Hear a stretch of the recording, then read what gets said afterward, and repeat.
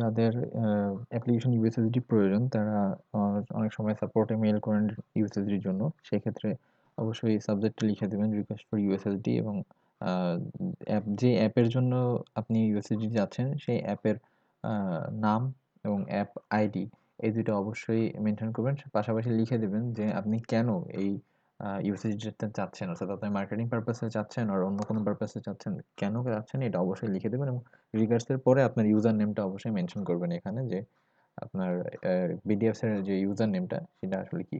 তো